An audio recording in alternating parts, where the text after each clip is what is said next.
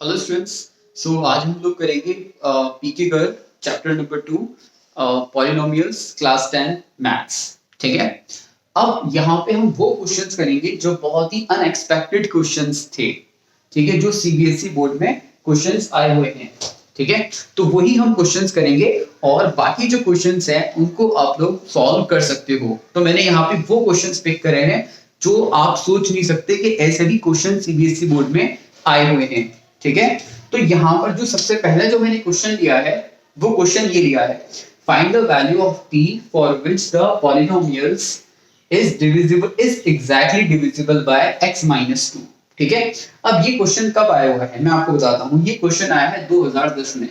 ठीक है, अब हमें इस क्वेश्चन को सॉल्व करना है ना। अब ऐसा तो कोई क्वेश्चन है ही नहीं हमारी एनसीईआरटी के अंदर पॉलिनोमियल्स में, है ना। फिर भी ऐसा क्वेश्चन एग्जाम्स में पूछा गया है, तो हम इस क्वेश्चन को कैसे सॉल्व करेंगे देखो आप लोग। तो अब हम इसको क्या करेंगे, सॉल्व करेंगे। ठीक है, देखो हमें p की वैल्यू फाइंड करनी है ना, फॉर विच द पॉलिनोमियल। तो ये जो पॉलिनोमियल है, ये वाला जो हमारे पास पॉलिनोमियल दे रखा है वो क्या दे रखा है, is exactly divisible by x - 2। पहली बात तो इसका मतलब क्या हुआ, इसका मतलब ये हुआ कि ये जो पॉलिनोमियल है, मतलब ये जो पॉलिनोमियल है वो क्या है, एग्जैक्टली डिविजिबल बाय है x - 2 के। इसका मतलब ये है कि x - 2 इसका फैक्टर है। ठीक है, और इसके और क्या मतलब समझ सकते हैं कि जब हम इसको इससे डिवाइड करेंगे, इसको हम इससे डिवाइड करेंगे तो रिमाइंडर क्या आएगा, 0 आएगा। ठीक है, अब ऐसा तो है ही कि हम इसको पूरा डिवाइड ही करेंगे।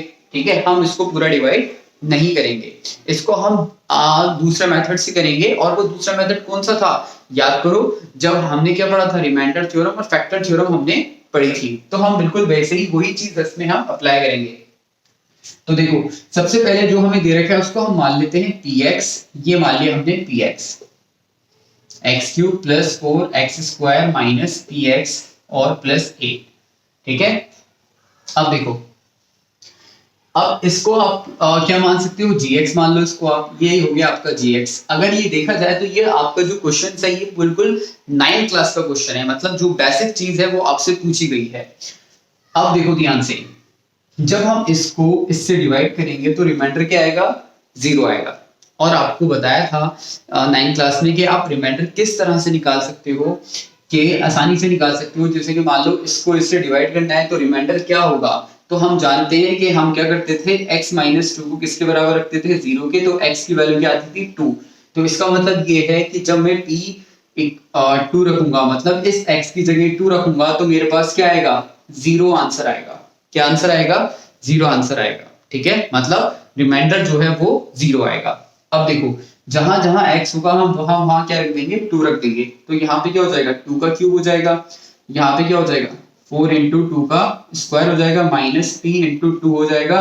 और यहाँ पे क्या हो जाएगा, 8 हो जाएगा। और ये इक्वल्स टू क्या हो जाएगा, 0 हो जाएगा, है ना। अब आगे देखो, ये 2 का क्यूब कितना हो गया, 8 हो गया, +4 × ये 4 हो गया, माइनस ये कितना हो गया, 2p, और ये प्लस इक्वल्स टू कितना हो गया, 8 हो गया, है ना।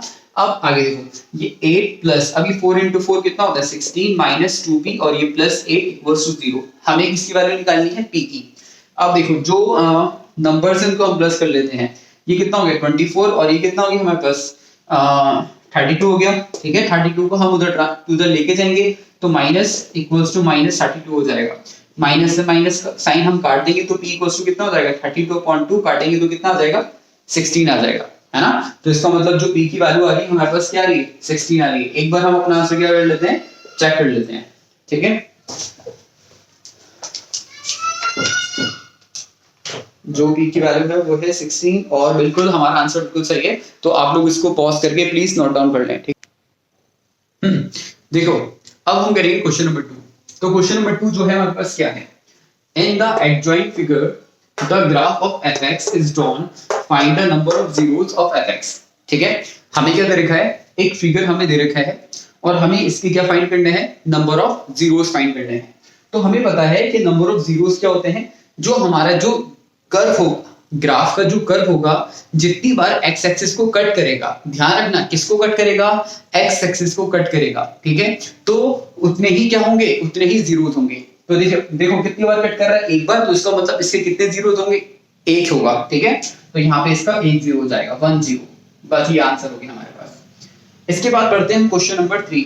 चलिए, तो बहुत आसान था, हम भी कर लेते, लेकिन फिर भी मैंने सोचा कर्व जो है ग्राफ का इस तरह से बन रहा है, तो मैंने सोचा आप लोग कंफ्यूज हो सकते हो, ऐसे कुछ कई बच्चे कंफ्यूज हो जाते हैं, सर वाई पे इस तरह से ग्राफ लहरा रहा है और एक्स पे सिर्फ एक बार ही टच कर रहा है ना। चलो अब हम बात करते हैं क्वेश्चन नंबर 3 जो मैंने लिया है इसमें।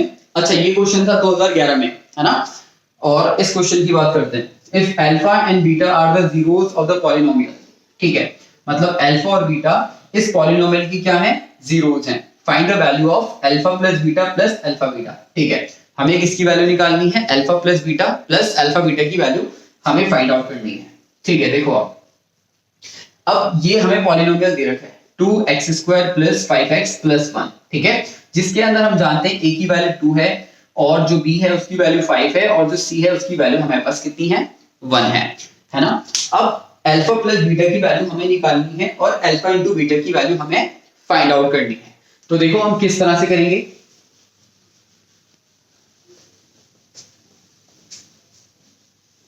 हाँ ठीक है। देखो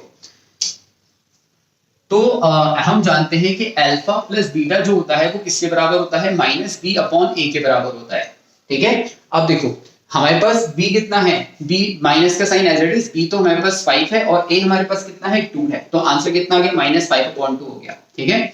उसी तरह से अल्फा इंटू बीटा हम जानते हैं c/a होता है, c की वैल्यू कितनी है, 1 है और a कितना है हमारे पास, 2 है, तो यहाँ पे ये 1/2 आ गया, ठीक है। लेकिन फाइंड आउट क्या करना है हमें, alpha plus beta plus alpha into beta हमें फाइंड आउट करना है। तो देखो तो alpha plus beta plus alpha beta equals to, तो ये क्या हो जाएगा, देखो अल्फा प्लस बीटा कितना आ गया हमारे पास, -5/2 और अल्फा इंटू बीटा कितना आ गया, +1/2, ठीक है। अब देखो ध्यान से, आप एलसीएम लेके भी सॉल्व कर सकते हो या फिर आप डायरेक्ट भी सोच सकते हो। ये कितने हैं, 2.5 मतलब 2.5 और ये कितने हैं 1/2, ठीक है। तो 2.5 में से 1/2 जाएंगे तो कितने बचेंगे, 2 बचेंगे, ठीक है। तो मैं आपको इसको एलसीएम लेके दिखा देता हूँ, कई बच्चे कंफ्यूज हो जाएंगे। एलसीएम कितना चला जाएगा, 2, यहाँ पे -5 और ये +1 एज इट इज चला जाएगा, ठीक है। तो यहाँ पे कितना आ जाएगा, यहाँ पे आ जाएगा हमारे पास -4/2, सॉल्व करेंगे तो कितना आ जाएगा, -2 आ जाएगा, है ना। तो इसका आंसर कितना हो जाएगा हमारे पास, -2 हो जाएगा। चेक कर लेते हैं अपना आंसर कि हमारे पास -2 ही आंसर, तो हमारा आंसर बिल्कुल सही है, -2 है। अच्छा, ये कब आया था क्वेश्चन, ये भी बता देता हूँ आप लोगों को। ये क्वेश्चन आया था 2013 के अंदर, ये क्वेश्चन 2013 में आया था, ठीक है। तो आप लोग इसको पॉज करके नोट डाउन कर लो, ठीक है। तो अब ये क्वेश्चन नंबर 4 हम करते हैं ना। देखो ये क्वेश्चन नंबर जो 4 है ये क्या है, if 1 0 of the polynomial a² + 9 bracket x² + 13x + 6a is reciprocal of the other, find the value of a। तो पहले तो क्वेश्चन को ध्यान से समझो कि क्वेश्चन जो है वो हमसे क्या कह रहा है, ठीक है। क्वेश्चन ये कह रहा है इफ 1 0 है ना ऑफ द पॉलिनोमियल, मतलब इस पॉलिनोमियल का एक 0 है ना, is reciprocal of the other, मतलब एक जो 0 है वो दूसरे का क्या है, रेसिप्रोकल है। इस चीज को समझना है, एक जो 0 है वो दूसरे का क्या है, रेसिप्रोकल है। अगर आपने मान लो एक को माना अल्फा तो दूसरा क्या होगा, 1/अल्फा होगा, है ना। इस तरह से मतलब उसका क्या होगा, रेसिप्रोकल होगा, ठीक है। ये बात समझनी है आपको। अब फाइंड द वैल्यू ऑफ ए, तो हमें किसकी क्या फाइंड करनी है, हमें ए की वैल्यू को फाइंड आउट करना है। तो देखो पहली चीज तो हमें 2 जीरोस की जरूरत नहीं है, कि आप सोचो कि हमें 2 जीरोस की जरूरत है, नहीं, हमारा एक ही 0 को हमें लेना है। कैसे लेना है, तो देखो आप, चलो दोनों 0 ले लेते हैं एक बार, फिर मैं आपको पूरे डिटेल में समझा देता हूं। मान लो लेट अल्फा, सबसे पहले ले लेते हैं इसको लेट px, सबसे इसको हमने क्या ले लिया, late px a² + 9 x² + 13x + 6, ठीक है, इसको हमने ले लिया, है ना। अब आगे देखो, अब ये मान लो कि इसके 2 जीरोस हैं, वो कौन से 2 जीरोस हैं, अल्फा एंड बीटा है ना। तो अल्फा एंड बीटा इसके 2 जीरोस हैं, तो इस तरह से हम लिख लेते हैं let alpha and beta are 2 zeros of px, ठीक है, हमने क्या मान ली px के दो जीरोस हैं अल्फा एंड बीटा।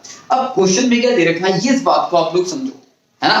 क्वेश्चन में जो दे रखा है वो क्या दे रखा है, क्वेश्चन में ये दे रखा है कि if one zero of the polynomial, मतलब इसका जो हमारे पास एक जीरो जो होगा ना वो रेसिप्रोकल होगा दूसरे की क्या होगा, रेसिप्रोकल होगा। इसका मतलब ये है कि अगर मान लो कि एक तो हमारे पास कितना है, अल्फा है, एक हमारे पास कितना है, अल्फा है, तो जो बीटा जो है वो किसके बराबर है, 1 अपॉन अल्फा के बराबर है। किसके बराबर है, 1 अपॉन अल्फा के बराबर। या आप लोग ऐसा भी लिख सकते हो कि अल्फा जो है वो एक कितना हो गया, अगर एक बीटा है तो दूसरा कितना हो जाएगा, दूसरा हो जाएगा 1 अपॉन बीटा हो जाएगा। सिंपल सी बात है, इसका मतलब ये है, ठीक है, आई बात समझ में। तो इसका मतलब ये है कि अगर एक तो हमारे पास क्या है, अल्फा है, तो दूसरा क्या होगा, 1 अपॉन अल्फा होगा। मतलब जो दूसरा है वो पहले का क्या है, रेसिप्रोकल है, ठीक है। या इसका वाइस वर्सा भी बिल्कुल सही है ना। अब देखो ध्यान से, अब क्या है हमारे पास ये है और इसमें हमें किसकी वैल्यू निकालनी है, अल्फा की वैल्यू निकालनी है।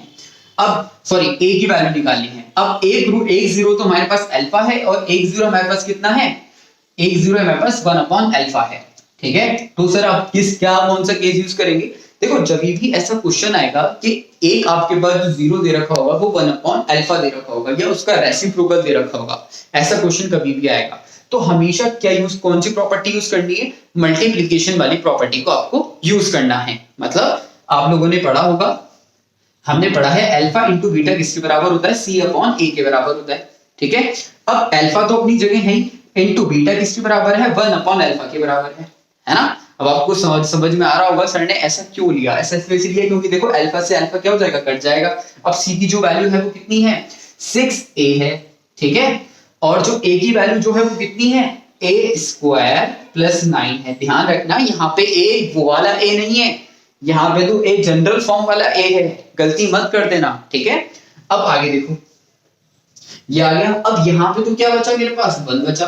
अच्छा अब देखो यहाँ पे क्या बचा, 6a बचा upon a square minus a square plus 9 बचा, ठीक है। अब हम क्रॉस मल्टीप्लाई कर देंगे तो यहाँ पे क्या हो जाएगा, a square plus 9 equals to कितना हो जाएगा, 6a हो जाएगा, इजी है, ठीक है। अब 6a को हम इधर ट्रांसपोज कर देंगे तो यहाँ पे a स्क्वायर माइनस 6a और ये प्लस 9 इक्वल्स टू 0 हो जाएगा, ठीक है। और हमें पता है इसको हमें सॉल्व करना आता है।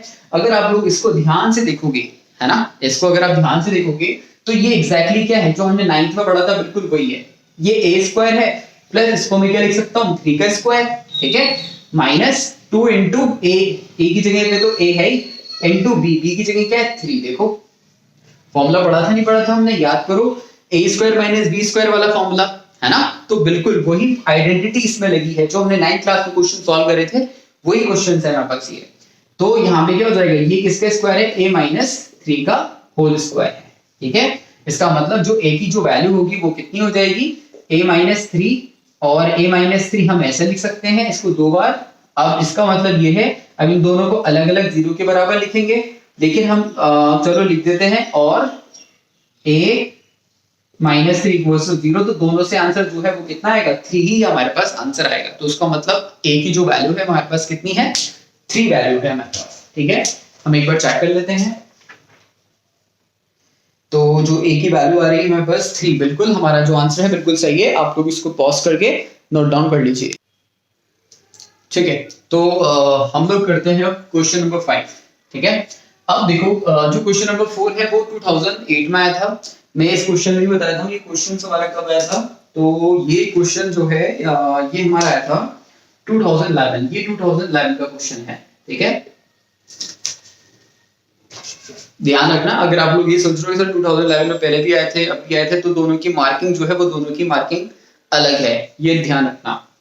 अब आगे देखो, what must be subtracted from the polynomial, इस पॉलिनोमियल में से हम क्या सब्ट्रैक्ट करें so that the resulting polynomial is exactly divisible by this, ठीक है।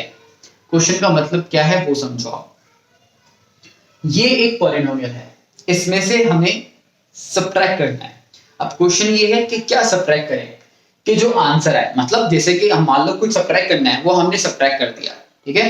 सब्ट्रैक्ट करने के बाद जो रिजल्टिंग पॉलिनोमियल आएगा, ऑब्वियस सी बात है जब आप सब्ट्रैक्ट करोगे तो आपको कोई ना कोई रिजल्ट मिलेगा। जो हमें रिजल्ट मिलेगा वो इस पॉलिनोमियल से क्या होना चाहिए, एग्जैक्टली डिविजिबल बाय होना चाहिए। इसका मतलब ये है जो रिमाइंडर है वो क्या आना चाहिए, 0 आना चाहिए। ठीक है, कब सब्ट्रैक्ट करना है, जो रिजल्ट आएगा उसके बाद। लेकिन इस क्वेश्चन को थोड़ा उल्टा सोचो, इजी वे में बताता हूं आपको, है ना, कैसे सोचना है। मान लो आपके पास है 27, क्या है 27। अब मैंने आपसे क्वेश्चन ये पूछा कि 27 में से क्या सब्ट्रैक्ट करना चाहिए। क्वेश्चन ध्यान सुनना, 27 में से क्या सब्ट्रैक्ट करना चाहिए ताकि जो रिजल्टिंग आंसर है हमारे पास वो 5 से डिविजिबल बाय हो, वो 5 से क्या हो, डिविजिबल बाय हो। ठीक है, तो आप खट से सोचोगे सर इसके अंदर से आप -2 कर दो, इसके अंदर से क्या कर दो आप, -2 कर दो, तो आपका आंसर आ जाएगा। देखो ये तो आपको पता था कि ना, हाँ सर -2 कर देंगे तो इस तरह से हो जाएगा। ठीक है, तो इसका दूसरा तरीका क्या है कि हम सिंपली क्या करते, 27 को हम क्या करते, 5 से डिवाइड करते। ठीक है, तो हमें पता है यहाँ पे 25 आ जाता और यहाँ पे जब माइनस करते तो 2 आता और यहाँ पे कितना आ जाता हमारे पास, 5 टाइम्स आ जाता, है ना। अब दिमाग लगाओ, ठीक है, यहाँ पे जो नंबर ये क्या है, रिमाइंडर, तो इसका मतलब ये है हमें रिमाइंडर को हटाना है। किसको हटाना है, रिमाइंडर को हटाना है। आई बात समझ में, मतलब ये है हमें इस क्वेश्चन में करना क्या है कि हमें ये करना है कि इसको हम इससे डिवाइड करेंगे। ठीक है, जो रिमाइंडर आएगा उसको हम इसमें से माइनस कर देंगे, इसमें से क्या कर देंगे, हम माइनस कर देंगे, तो हमारे पास वो आंसर आ जाएगा, वो रिजल्ट आ जाएगा जो इससे पूरा पूरा डिविजिबल बाय है। ठीक है, चलो हम करते हैं इसको, है ना। तो हम इसका सॉल्यूशंस करते हैं। देखो क्वेश्चन को समझना एक इंपॉर्टेंट बात होती है, ऐसे नहीं कि हमने क्वेश्चन उठाया उसको करने लग गए, नहीं, but we have to understand the question then do the questions. अब देखो ध्यान से, तो हम क्या करेंगे, इस पूरी पॉलिनोमियल को इससे हम डिवाइड करेंगे, है ना। चलो हम डिवाइड करते हैं, तो यहाँ पे क्या हो जाएगा, 4x² - 3x + 2। ठीक है, और यहाँ पे कितना हो जाएगा, 8x⁴ + 14x³ + x² + 7x + 8 हो जाएगा। ठीक है, अब सिंपली हमें डिवाइड करना है, तो फर्स्ट टर्म को फर्स्ट टर्म से हम डिवाइड करते हैं, तो हमारे पास कितना हो जाएगा, 2x² आ जाएगा। ठीक है, अब हम क्या करेंगे, इस जो रिजल्ट आंसर आएगा उसको इन तीनों से मल्टीप्लाई करते हैं, तो देखो हमारे पास कितना हो जाएगा, 8x⁴, इसको हम इससे मल्टीप्लाई करेंगे तो -6x³, इसको जब हम इससे मल्टीप्लाई करेंगे तो कितना हो जाएगा, 4x² हो जाएगा। ठीक है, अब हम साइन चेंज कर देंगे, यहाँ पे माइनस, यहाँ पे प्लस और ये माइनस। ठीक है, तो ये कैंसिल आउट हो गया, प्लस प्लस प्लस हो गया, प्लस हो जाएगा तो +20x³ हो जाएगा। अब ये -4x³ x², तो यहाँ पे क्या आ जाएगा, -x² आ जाएगा जब हम इन दोनों को क्या करेंगे, सॉल्व करेंगे। ठीक है, अब देखो +7x को हम यहाँ पे नीचे नोट डाउन कर लेते हैं, है ना। अब वही चीज हमें इसको फर्स्ट टर्म को फर्स्ट टर्म से डिवाइड करना है, तो जब हम इसको इससे डिवाइड करेंगे तो यहाँ पे क्या आ जाएगा, +5x आ जाएगा। ठीक है, अब इस 5x से इन तीनों को मल्टीप्लाई करेंगे, तो यहाँ पे कितना आ जाएगा, 20x³ आ जाएगा। इसको जब हम इससे मल्टीप्लाई करेंगे यहाँ पे कितना आ जाएगा, -15x² हो जाएगा। इसको जब हम इससे मल्टीप्लाई करेंगे यहाँ पे कितना हो जाएगा, +10x आ जाएगा। ठीक है, अब वही चीज हमें क्या करना है, साइन चेंज करते हैं, यहाँ पे माइनस, यहाँ पे प्लस और ये यहाँ पे माइनस आ जाएगा, तो ये क्या हो जाएगा, कैंसिल आउट हो जाएगा। जब हम इसको सॉल्व करेंगे, देखो ये प्लस का हो गया और ये माइनस का है, तो यहाँ पे क्या हो जाएगा, +12x² हो जाएगा। जो प्लस वाली टर्म होती है जरूरी नहीं है आप उसके पहले प्लस का साइन लगाओ या ना लगाओ, और जब हम इसको सॉल्व करेंगे तो क्या हो जाएगा, -3x हो जाएगा। ठीक है, अब वही +8 को हम यहाँ पे नोट डाउन कर लेंगे। अब देखो इसको हम इससे डिवाइड करेंगे तो यहाँ पे हमारे पास कितना आ जाएगा, 3 आ जाएगा। अब 3 को इन तीनों से मल्टीप्लाई करेंगे तो यहाँ पे कितना हो जाएगा, 12x² हो जाएगा। इसको इससे मल्टीप्लाई करेंगे -9x हो जाएगा। इसको इससे मल्टीप्लाई करेंगे, यहाँ पे कितना हो जाएगा, +6 हो जाएगा। साइन चेंज कर देंगे हम, ये हमने साइन चेंज कर दी, कैंसिल हो गया, यहाँ पे 6x हो गया और यहाँ पे कितना हो गया, +2 हो गया। इसका मतलब हमें क्या सब्ट्रैक्ट करना चाहिए, 6x + 2 को सब्ट्रैक्ट करना चाहिए। तो यहाँ पे हम लिख देंगे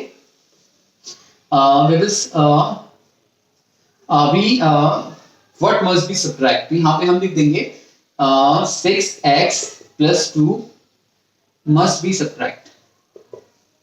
ठीक है, must be subtract so that resulting polynomial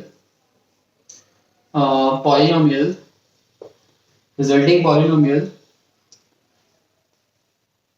divisible by exactly divisible by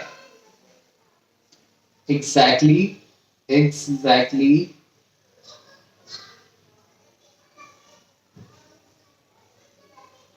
divisible by, ठीक है, जो ताकि जो रिजल्टिंग पॉलिनोमियल क्या हो, एग्जैक्टली डिविजिबल बाय हो जाए। किससे डिविजिबल बाय हो जाए, 4x² - 3x + 2 से एग्जैक्टली क्या हो जाए, डिविजिबल बाय हो जाए। ठीक है, तो यहाँ पे हम अपना आंसर क्या कर लेते हैं, एक बार चेक कर लेते हैं कि सही है या नहीं है, क्योंकि वो चीज बहुत इंपॉर्टेंट है। तो यहाँ पे क्वेश्चन नंबर 5 नहीं, क्वेश्चन नंबर 5 लिया है मैंने, और ठीक है एक बार हम चेक कर लेते हैं।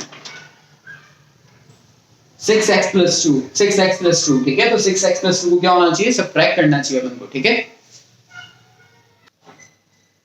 यस, तो अब हम करते हैं क्वेश्चन नंबर 6। ठीक है, तो क्वेश्चन नंबर 6 क्या है ये भी बताता हूँ। ये हमारे क्वेश्चन से आया था 2013, ये क्वेश्चन था 2013, है ना, सीबीएसई बोर्ड में 2013। अब देखो, if alpha and beta are the zeros of quadratic polynomial, ठीक है, अल्फा एंड बीटा जो है वो इसके जीरोस हैं, ये हमें दे रखा है ना। अब आगे देखो, फाइंड द वैल्यू ऑफ, हमें इसकी वैल्यू को क्या करना है, फाइंड आउट करना है। ठीक है, अब ठीक है हम करते हैं इसकी वैल्यू को फाइंड आउट। ठीक है, और अल्फा एंड बीटा इसके जीरोस हमें दे रखे हैं, तो हम सॉल्यूशंस करते हैं। तो ठीक है, अब दिमाग में क्या आता है हमारे, हाँ सर ये हमें दे रखा है, ठीक है, तो जो हमें दे रखा है उसको हम एक बार नोट डाउन कर लेते हैं, -5x + 3। तो इसके अंदर a की वैल्यू कितनी हो जाएगी 1, b की वैल्यू कितनी हो जाएगी -5, और c की वैल्यू कितनी हो जाएगी 6 हो जाएगी। ठीक है, हाँ सर हमें अब आता क्या है, अब सोचते हैं हमें आता क्या है, ये चीज निकालनी है। तो पता नहीं सर ये क्या है, 1/α + 1/β, सर क्या प्लस अल्फा इंटू बीटा पता है हमें कैसे निकालते हैं। ठीक है, हमें तो यही पता है। ठीक है, तो हम ऐसा करते हैं, अल्फा प्लस बीटा हमें पता है कैसे निकालते हैं, और अल्फा इंटू बीटा पता है हमें कैसे निकालते हैं। देखो जो आता है वो तो हमें एटलीस्ट करना ही चाहिए, है ना, तो मैं जो आता है वो करते हैं। तो हम क्या निकालते हैं, अल्फा प्लस बीटा निकालते हैं। तो अल्फा बीटा हमें पता है किसके बराबर होता है, -b/a के बराबर होता है। अब देखो माइनस का साइन एज इट इज है, और b की वैल्यू कितनी है -5 है, ठीक है, और a की वैल्यू कितनी है 1 है। तो यहाँ पे क्या हो जाएगा, माइनस माइनस प्लस हो जाएगा, तो यहाँ पे क्या आ जाएगा 5। तो अल्फा प्लस बीटा जो है हमारे पास कितना आ जाएगा 5 आ जाएगा, है ना। अब आगे देखो, अल्फा प्लस बीटा हमारे पास 5 आ गया, ठीक है। अब alpha into beta, alpha into beta, alpha into beta जब हम निकालेंगे तो हमारे पास कितना आएगा, c/a आएगा। और c की जो वैल्यू है हमारे पास कितनी है, c की वैल्यू हमारे पास 6 है, और a कितना है हमारे पास, a हमारे पास 1 है, ठीक है। तो हमारे पास आंसर कितना आ गया, तो ये हमारे पास आ गया 6।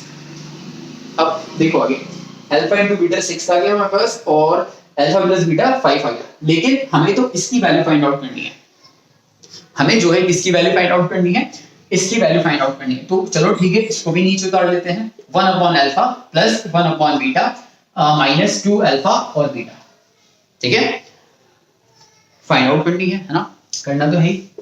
तो क्या ऑप्शन है, क्या कर क्या सकते हैं हम यहाँ पे। तो देखो एक दिमाग में आता है कि सर यहाँ पे एलसीएम ले लेते हैं, भाई एलसीएम तो ले सकते हैं ना। तो यहाँ पे हम क्या करते हैं, एलसीएम ले लेते हैं। अच्छा सर एलसीएम लेंगे तो क्या होगा, देखो ये हो जाएगा अल्फा इंटू बीटा, ठीक है, और जब एलसीएम लेंगे तो यहाँ पे क्या हो जाएगा बीटा, और यहाँ पे क्या हो जाएगा अल्फा, और ये -2 अल्फा बीटा हो जाएगा, ठीक है। हाँ सर हो गया।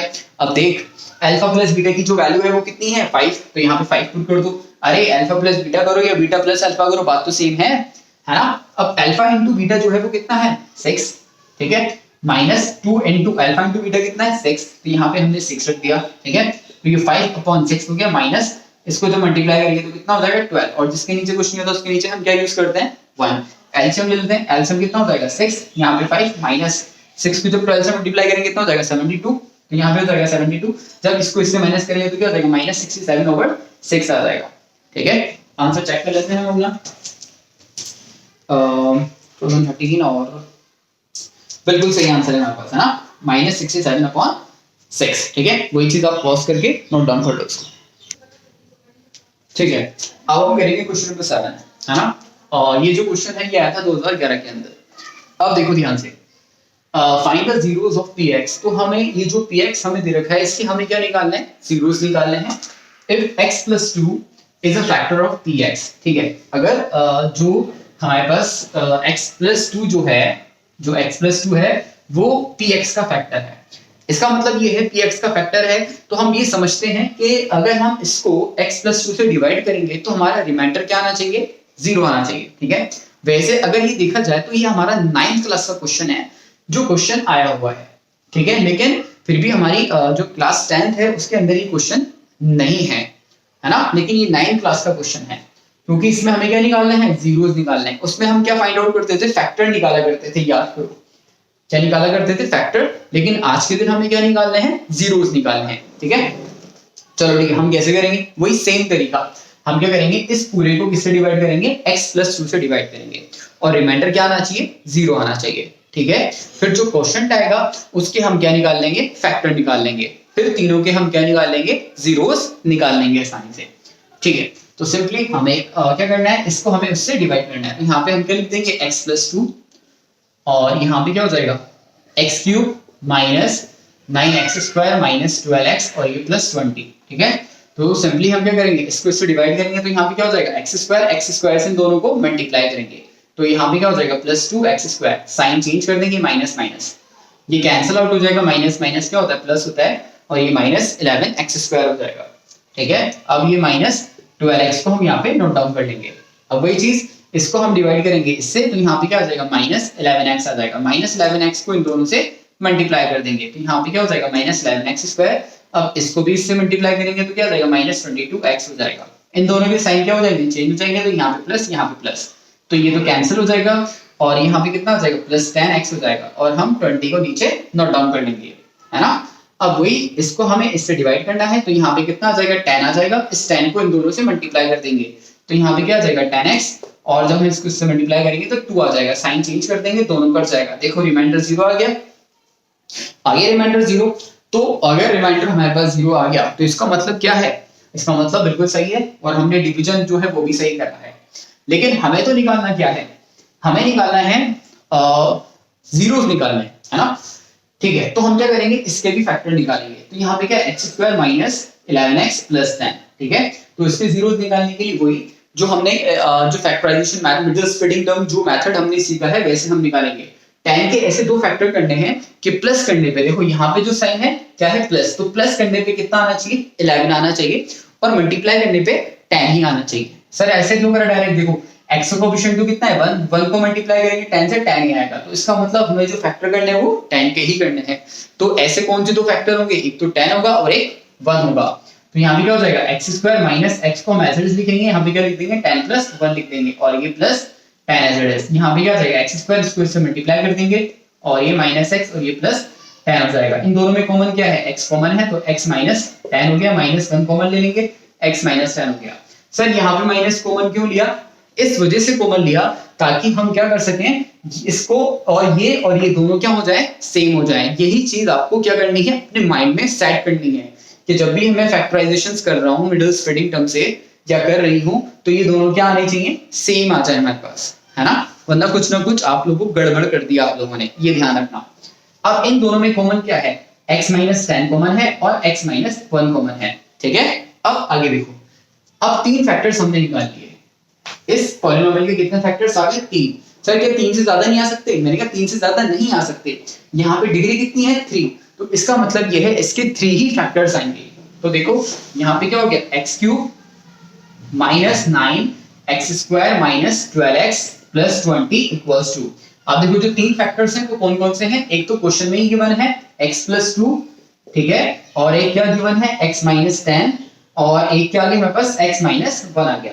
अब हमें तो क्या निकालने हैं, जीरोस निकालने हैं, इसका मतलब इन तीनों को हम जीरो के बराबर रख देंगे, तो यहाँ पे क्या हो जाएगा, x प्लस 2 इक्वल्स टू 0, और यहाँ पे कितना आ जाएगा मेरे पास, x की वैल्यू आ जाएगी -2, ठीक है, -2। उसी तरह से x माइनस 10 को भी 0 के बराबर रखेंगे तो x की वैल्यू कितनी हो जाएगी, 10। उसी तरह से x माइनस 1 को 0 के बराबर रखेंगे तो x की वैल्यू कितनी हो जाएगी, 1 हो जाएगी। तो इसका मतलब ये है इसके जो 3 जीरोस है वो कौन कौन से हैं, -2, 10 और 1, है ना। और भी मेथड हो सकते हैं क्वेश्चन को सॉल्व करने के लिए, लेकिन ये सबसे इजी है क्योंकि हमने ये 9th में पढ़ रखा है। तो हम अपना आंसर क्या कर लेते हैं, एक बार चेक कर लेते हैं। हमारा जो आंसर है, ठीक है, तो हमारा आंसर -2, 1 एंड 10, -2, 1 एंड 10, ठीक है, हमारा आंसर बिल्कुल सही है। तो इसको वही आप पॉज कर लो और नोट डाउन कर लो, ठीक है। तो क्वेश्चन नंबर 8, ठीक है, ये क्वेश्चन लास्ट क्वेश्चन हम करेंगे, है ना। देखो मैं आपको एक चीज बता दूं कि ये क्वेश्चंस मैंने ऐसे पिक करे हैं जो हमारे एनसीईआरटी में बिल्कुल अलग हैं, ठीक है। मैंने कोशिश करी कि ऐसे क्वेश्चंस आपके लिए लेके आऊं कि ताकि जो सीबीएसई में क्वेश्चंस पूछे गए हों और एनसीईआरटी से बिल्कुल हमारी बुक से अलग हो, ठीक है, मैंने उस पर कोशिश करी है। और दूसरी बात ये है, और भी कोई क्वेश्चन ऐसे हो सकते हैं जो आपको नहीं आए तो आप लोग मुझसे पूछ सकते हैं, ठीक है। चलो अब हम ये लास्ट जो क्वेश्चन है वो हम करते हैं, फिर उसी तरह से हम चैप्टर नंबर जो 3 के पीके करके वो क्वेश्चंस करेंगे जो बिल्कुल अलग होंगे, डिफरेंट क्वेश्चंस होंगे। मतलब आप ये देख लो जो मोस्ट डिफिकल्ट क्वेश्चंस होंगे वही हम करेंगे, ठीक है। इजी नहीं करेंगे हम, इजी तो हम एनसीईआरटी में कर चुके हैं, ठीक है। हाँ कोई भी कर लेता है इजी तो। चलो, if alpha and beta are the zeros of the polynomial, ठीक है, अल्फा एंड बीटा जो है वो जीरोस हैं, किसके, इस पॉलिनोमियल के क्या दे रखे हैं, जीरोस दे रखे हैं। Find the value of this, और हमें इसकी वैल्यू को क्या करना है, फाइंड आउट करना है ना। तो हम किस तरह से करेंगे, देखो तो वही चीज देखो, अल्फा बीटा का अगर देखो, मेरी बात ध्यान सुनो, अब डरना नहीं है, ऐसा ऐसा देख के डरते नहीं है ना। आप ये देखोगे हाँ अल्फा बीटा का बात आ गई, तो ये मान लो कि जब अल्फा बीटा की बात आ गई, अल्फा प्लस बीटा निकालना है, अल्फा इंटू बीटा तो निकालना ही निकालना है, ठीक है, चाहे कोई भी स्टूडेंट हो, इतना तो सबको आना चाहिए। तो जो दे रखा है सबसे पहले इसको नोट डाउन कर लेते हैं, 3x² - 2x - 7। a की जो वैल्यू है वो कितनी है, 3 है, जो b की वैल्यू है वो कितनी है, -2, c की वैल्यू कितनी है, -7 है, ठीक है। अब देखो alpha into beta, alpha plus beta क्या होता है, -b/a होता है, ठीक है। माइनस का साइन एज इट इज, जो b है वो कितना है, -2 है, तो ये -2, ठीक है, ब्रैकेट में सजा के, है ना। a की वैल्यू कितनी है, 3। अब देखो माइनस माइनस क्या हो जाएगा, प्लस हो जाएगा, तो आंसर कितना हो जाएगा, 2/3। मतलब अल्फा प्लस बीटा जो है वो कितना हो गया, 2/3 आ गया हमारे पास। अच्छा सर फिर अल्फा इंटू बीटा निकालेंगे, अल्फा इंटू बीटा कितना हो गया, c/a होता है, c की वैल्यू बोलो -7 और a की वैल्यू बोलो 3, ठीक है। तो यहाँ पे अल्फा इंटू बीटा हमारे पास कितना हो गया, -7/3, ठीक है, 7/3। अब देखो ध्यान से, ये हमारे पास आ गया, लेकिन हमें तो वैल्यू इसकी निकालनी है, इसकी वैल्यू हमें कैलकुलेट करनी है। तो हम कैसे कैलकुलेट करेंगे, alpha upon beta plus beta upon alpha, alpha upon beta plus beta upon alpha, है ना, ऐसे लिखिएगा। इसके बाद आप एक बार कुछ सोचो कर क्या सकते हो, है ना, इसके बाद आने के बाद क्या कर सकते हो, ऑब्वियसली बात है आप इसका सिर्फ एलसीएम ले सकते हो, ठीक है। तो यहाँ पे हम एलसीएम लेंगे, alpha square plus beta square upon alpha beta, LCM कितना हो जाएगा, अल्फा बीटा, और यहाँ पे क्या हो जाएगा, alpha square plus beta square. अरे होगा ना, एलसीएम तो आता है, करना है ना। अच्छा सर ठीक है सर, यहाँ तक हो गया, है ना। सर मुझे अल्फा इंटू बीटा की वैल्यू पता है, किसकी वैल्यू पता है, अल्फा इंटू बीटा की वैल्यू मुझे पता है, लेकिन सर ये क्या है, alpha square plus beta square की वैल्यू मुझे तो पता ही नहीं है, मेरे पास इसकी वैल्यू तो है ही नहीं। तो सर क्या करेंगे, मैंने कहा देखो जब भी कोई चीज हमें नहीं मिलती तो हम कुछ ना कुछ करते हैं, है ना, कभी कुछ वो भी कर देते हैं, सही चीज भी नहीं होती कई बार हमसे, कई चीजों को करने के चक्कर में कई बार हम जल्दबाजी कर लेते हैं जो बिल्कुल सही नहीं होता है। हाँ देखो आप, इसकी वैल्यू हमें चाहिए, तो आपको एक फॉर्मूला आपने पढ़ा है बचपन के अंदर, है ना, आपकी मैम ने सिखाया होगा आप लोगों को, अल्फा प्लस बीटा नहीं, है ना, अल्फा प्लस बीटा नहीं, a प्लस b का होल स्क्वायर का फॉर्मूला पढ़ा होगा, सबने पढ़ा है, ठीक है। आगे देखो, तो क्या होगा, a square plus b square plus 2ab, ये फॉर्मूला सबने पढ़ा है, हाँ सर ये तो हमने पढ़ा है, ठीक है, ये तो हमें आता है। मैंने कहा ठीक है, देखो alpha plus sorry a square plus b square को यही रोको, 2ab को इधर लेके आओ, a प्लस b का होल स्क्वायर, ठीक है सर ले आते हैं, तो यहाँ पे ये हो जाएगा, और equals to a square plus b square. ये क्या है सर, आपने a square plus b square को ऐसे लिख दिया, मैंने कहा हाँ लिख सकते हैं। तो उसी तरह से एक बार सोचो कि alpha square plus beta square को मैं क्या लिख सकता हूं, अल्फा प्लस बीटा का whole square minus 2 alpha into beta. सोचो लिख सकता हूं नहीं लिख सकता हूं इस फॉर्मूले से, है ना। तो देखो आपको चीज आती थी, ऐसा नहीं आपको नहीं आता था, बट आप उसको पकड़ नहीं रहे थे, है ना।